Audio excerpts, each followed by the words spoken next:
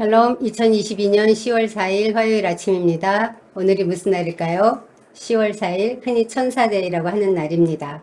여러분들에겐 여느 날과 다름없는 날이겠지만 제겐 의미가 있는 날입니다. 왜냐하면 제가 태어난 날이기 때문입니다.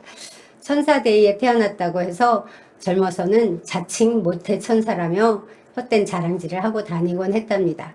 그렇게 유치한 자라는 것을 모르실 리 없는 하나님께서 그래야겠다. 그 자랑질을 한번 공개적으로 해봐라. 이런 식으로 딱 오늘 제가 말씀을 전할 수 있도록 이렇게 시간을 안배해 주셨습니다. 유머 센스 짱이신 하나님께 감사와 찬양을 드립니다. 오늘도 말씀과 동행하며 예수 그리스도의 제자로 맛있게 멋있게 향기롭게 살아가시는 푸른나무교회 성도님들이 되시기를 바랍니다. 먼저 사도신경으로 우리의 신앙을 고백하신 후에 말씀 나누도록 하겠습니다. 전능하사 천지를 만드신 하나님 아버지를 내가 믿사오며 그 외아들 우리 주 예수 그리스도를 믿사오니 이는 성령으로 잉태하사 동정녀 마리아에게 나시고 본디오 빌라도에게 고난을 받으사 십자가에 못 박혀 죽으시고 장사한 지 사흘 만에 죽은 자 가운데서 다시 살아나시며 하늘에 오르사 전능하신 하나님 우편에 앉아 계시다가 저리로서 산자와 죽은 자를 심판하러 오시리라. 성령을 믿사오며 거룩한 공예와 성도가 서로 교통하는 것과 죄를 사하여 주시는 것과 몸이 다시 사는 것과 영원히 사는 것을 믿사옵나이다. 아멘. 오늘 함께 나눌 말씀은 요한계시록 6장입니다. 6장에는 7인의 비밀이 게시되어 있습니다. 지금까지 살펴봤던 1장부터 5장까지의 내용이 앞으로 전개될 심판에 대한 서론적인 메시지였다면 오늘 살펴볼 6장은 본론의 서막을 여는 장과 같습니다. 6장에는 7인 심판 중에서 첫째부터 6째인의 내용이 나옵니다. 1절입니다. 내가 보매 어린 양이 7인 중에 하나를 떼시는데 그때에 내가 들으니 내 생물 중에 하나가 우레소리같이 말하되 오라 하기로. 1절이 무슨 말로 시작됩니까? 내가 보매 라는 말로 시작합니다. 요한은 어린 양 예수 그리스도께서 그 7인 중에 하나를 첫 번째 인을 떼시는 것을 지금 직관하고 있습니다. 이어서 나오는 동사는 무엇일까요? 내가 들으니입니다. 그는 내 생물 중에 하나가 말탄 자에게 오라 하고 외치는 소리를 듣습니다. 이것으로 미루어 짐작할 수 있는 것은 오늘 본문인 요한계시록 6장이 전체가 다 요한이 직접 보고 들은 그 목격담을 기록한 증언이라는 것입니다. 여러분, 간증이 왜 힘이 있고 사람들에게 감동을 주는지 아십니까? 그가 직접 보고 들은 내용, 그가 직접 체험한 하나님을 전하기 때문입니다. 그것이 부인할 수 없는 사실이기 때문입니다. 지금부터 펼쳐지는 요한의 증언 역시 단순한 환상이 아니라 그가 직접 보고 들은 생생한 이야기, 거짓 없는 하나님의 역사이기 때문에 우리에게 강력한 메시지를 전달하는 것입니다.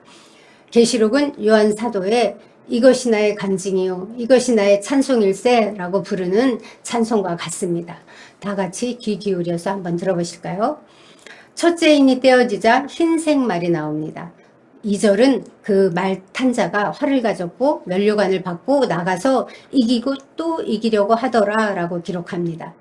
일반적으로 흰색은 승리와 정복을 나타냅니다. 그리고 그 탄자가 활을 가졌고 승리를 상징하는 면류관을 가진 것으로 봐서 말탄자가 승리자요 정복자라는 것이 분명합니다. 그가 구체적으로 누구인지에 대해서는 의견이 분분합니다. 그러나 복음을 상징한다고 보는 견해가 많습니다. 마지막 때에 전쟁, 기근, 사망의 고통이 엄습해올 때 복음이 이기고 이겨서 궁극적으로 승리할 것이라는 뜻입니다. 어떤 재앙 속에서도 복음은 온 세상에 확산될 것입니다. 결국 최후 승리를 얻는 것이 복음입니다. 둘째 인이 떼어지자 붉은 말이 나옵니다. 붉은색은 피 흘림, 전쟁 혹은 살육을 암시합니다. 4절은 그 탄자가 허락을 받아 땅에서 화평을 제하여 버리며 서로 죽이게 하고 또 큰 칼을 받았더라 라고 기록되어 있습니다. 여기서 우리는 허락을 받아라는 말에 주목할 필요가 있습니다. 아무리 붉은 말을 탄 자의 사명이 전쟁과 살육을 통해서 화평을 제하고 서로 죽이게 하는 것일지라도 그 일을 결코 자기 마음대로 자기 뜻대로 할 수 없다는 것입니다. 욥기를 통해 우리는 이미 배웠습니다. 사단의 활동이 하나님의 허락하에서만 이루어진다는 사실을요. 그래서 성도에게 가해지는 모든 핍박은 제한적일 수밖에 없습니다. 이어서 등장하는 다른 색 말들도 마찬가지입니다. 이 사실에 대한 믿음이 있다면 우리는 어떤 환난 속에서도 굴하지 않는 믿음의 용사가 될 수 있습니다. 우리가 지금 말세를 살면서 이런저런 고난 속에서 고통을 겪고 있지만 그것은 다 하나님이 허락하신 한도 내에서 이루어지는 일입니다. 그러니 두려워하지 마십시오. 하나님이 우리를 돕는 자시고 우리를 편이십니다. 불안해하지 말고 지금 다윗이 시편에서 선포하고 고백했던 것처럼 우리도 이 시편 27편 1절로 5절을 한번 선포해 보기 원합니다. 여호와는 나의 빛이요 나의 구원이시니 내가 누구를 두려워하리요. 여호와는 내 생명의 능력이시니 내가 누구를 무서워하리요. 악인들이 내 살을 먹으려고 내게로 왔으나 나의 대적들 나의 원수들인 그들은 실족하여 넘어졌도다. 군대가 나를 대적하여 진칠지라도 내 마음이 두렵지 아니하며 전쟁이 일어나 나를 치려 할지라도 나는 여전히 태어나리로다. 내가 여호와께 바라는 한 가지 일 그것을 구하리니 곧 내가 내 평생에 여호와의 집에 살면서 여호와의 아름다움을 바라보며 그의 성전에서 사모하는 그것이라. 여호와께서 환난 날에 나를 그의 초막 속에 비밀히 지키시고 그의 장막 은밀한 곳에 나를 숨기시며 높은 바위 위에 두시리로다. 아멘. 악한 자의 활동은 주의 통치 아래 있습니다. 이 사실을 믿고 힘내시기 바랍니다. 주께서 우리를 돕는 자시기 때문에 우리가 그것을 두려워할 필요가 없습니다. 셋째 인이 떼어지자 검은 말이 나옵니다. 검은 말이 나와서 저울질을 하는데 한 데나리온에 밀이 한 대요, 한 데나리온에 보리가 석 대라고 합니다. 한 데나리온은 노동자의 하루치 품삯에 해당되는 금액입니다. 그리고 밀 한 대는 건강한 남자 한 사람의 하루치 식량 분량이라고 합니다. 그런데 이처럼 한 데나리온으로 살 수 있는 것이 겨우 밀 한 대, 보리 석 대라면 딸린 식구들은 어떻게 하겠습니까? 겨우 하루 종일 일해서 겨우 한 사람 입에 풀칠하는 정도라면은 그 기근이 얼마나 혹심한지 그 물가가 얼마나 비싼지 우리는 짐작할 수 있습니다.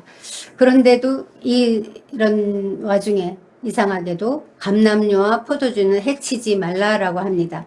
이것에 대한 해석도 여러 가지가 있습니다만 결론은 아무리 기근의 피해가 심각하더라도 그 기근에도 또한 한계가 있다는 것입니다. 그것으로 봐서 아직은 본격적인 재앙이 아닌 부분적인 재앙이라는 것을 암시합니다. 넷째 인이 떼어지자 청황색 말이 나옵니다. 청황색은 누르스름한 녹색입니다. 사망의 그림자가 드리워진 창백한 모습을 암시합니다.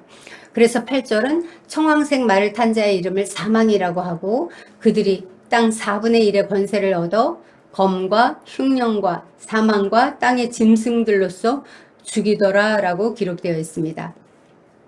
이는 전쟁과 기근으로 인한 사망의 공포를 나타내는 모습입니다.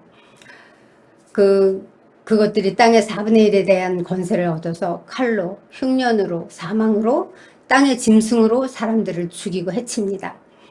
이 넷째인 재앙은 지금까지의 심판보다 강도가 훨씬 더 강화되고 구체화되고 있음을 보여줍니다.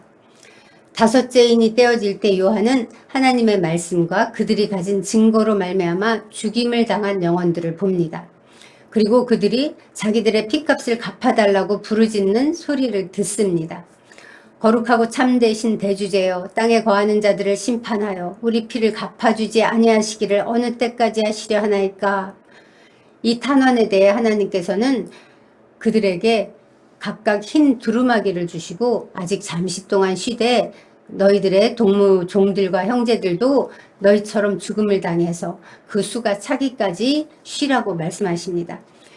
이 말씀은 잘못 들으면 이 기도는 개인적인 보복을 구하는 기도처럼 오해할 수 있습니다. 그러나 본문에 나타난 신호는 개인적인 원한을 풀어달라는 기도가 아니라 하나님의 공의의 실현을 구하는 기도입니다. 하나님께 충성하는 자들을 핍박하고 하나님을 대적하는 그 악인들에 대한 하나님의 심판을 구하는 탄원입니다. 이 순교자들의 탄식과 질문에 대해 하나님은 언제까지라고 구체적으로 말씀해 주시지 않고 흰 두루마기를 주십니다. 그리고 순교자들의 수가 차기까지 잠시 쉬고 있으라고 말씀하십니다. 성경에서 흰 두루마기는 승리와 순결, 영광을 상징합니다. 이 땅에서 피 흘려 죽임당한 순교자들, 그들의 삶이 비록 인간의 관점으로는 패배한 것 같지만 하나님께서는 그들을 영광의 승리자로 대우해 주시는 것입니다. 순교자들의 수가 차기까지라는 말은 설명이 좀 필요합니다. 하나님이 원하시는 순교자들의 일정 수가 채워져야만 종말이 온다는 그런 수적 개념이 아닙니다. 오히려 교회가 순교를 각오하며 하나님의 뜻이 이루어질 때까지 죽도록 충성하며 기다리라는 말씀입니다. 신앙생활을 하면서 우리는 때로는 세상으로부터 순교를 당하는 것 같은 그런 상황에 부닥칠 때가 있을 것입니다. 억울한 일을 겪기도 하고 자존심 상하는 일을 만나기도 합니다. 그때 어떻게 해야 할까요? 주님이 분명히 말씀으로 가르쳐 주셨습니다. 자기를 부인하고 자기 십자가를 지고 나를 따르라고요.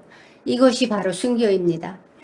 하나님 말씀 때문에 나의 혼 생명을 부인하는 일, 하나님의 말씀 때문에 오히려 손해와 불이익을 감수하는 일, 이것이 기꺼이 십자가를 지는 것이고 순교를 당하는 것입니다.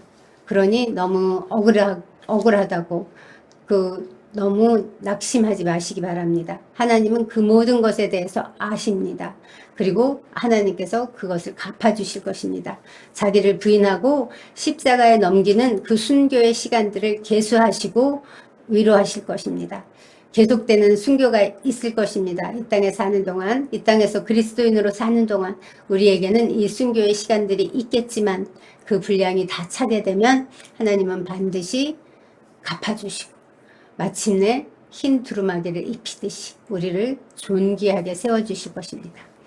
12절로 17절에는 여섯 번째 인이 떼어질 때의 상황이 나옵니다. 이제 그 심판의 영역이 땅과 우주로 확대됩니다. 큰 지진이 나고 해는 검어지고 달은 붉어지고 별은 떨어지고 하늘은 두루마리가 말리는 것 같이 떠나가고 산과 섬이 옮겨집니다. 자연계의 질서가 파괴되고 생태계가 훼손됩니다. 이런 엄청난 자연의 변화로 인해서 모든 계층의 인간들이 공포와 심판에 처하게 됩니다. 여기 땅의 임금들, 왕족들, 장군들, 부자들, 강한 자들, 모든 종과 자유인들이 다 놀라고 두려워합니다. 하나님을 대적하던 모든 무리들이 굴과 산의 바위 틈에 숨어서 어린 양의 진노 앞에 두려워 떨고 있습니다. 그들이 하는 말을 들어보십시오. 산들과 바위에게 말하되 우리 위에 떨어져 보좌에 앉으신 이의 얼굴에서와 그 어린 양의 진노에서 우리를 가리라. 바위가 떨어지면 피하는 것이 인지상정 아닙니까? 그런데 이 사람들은 산과 바위더러 자기들 위로 떨어지라고 빌고 있습니다.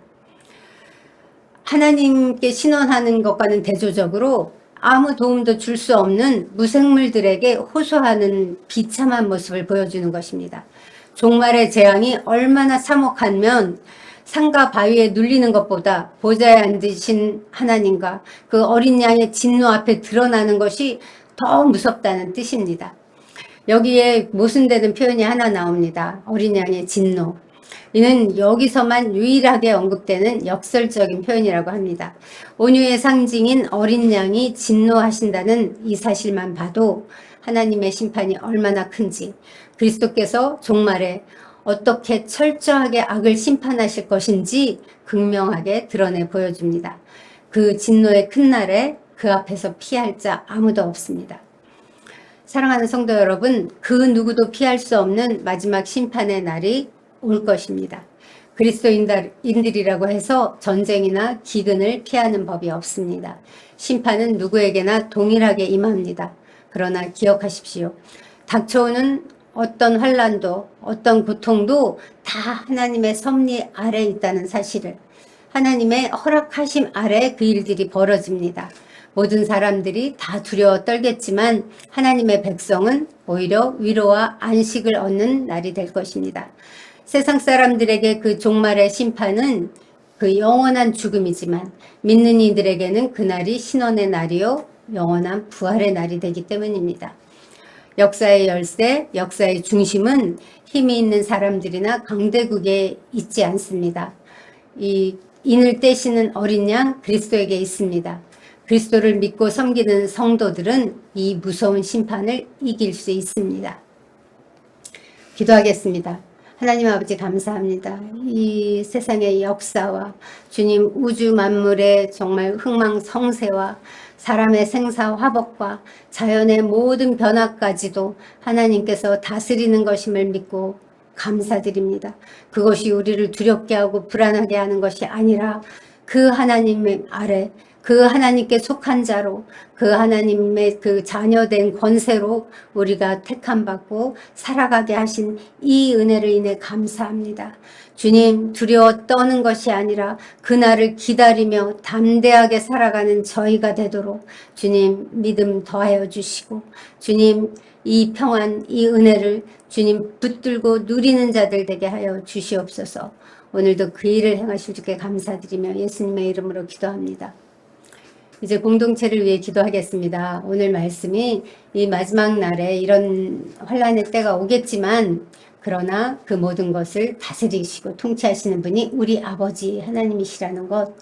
그러므로 성도들의 삶 가운데 이런저런 모양의 어려움이 있지만 하나님의 섭리 아래서 그 일들이 있다는 것 기억하시며 담대하게 내가 누구를 두려워하리요 외쳤던 다윗처럼 우리도 그런 믿음 달라고 기도하시겠습니다. 그 어려움에 주목하는 것이 아니라 그것을 다스리시는 하나님께 주목하게 해달라고 어려움 가운데 있는 지체들을 품고 하나님께 나아가겠습니다.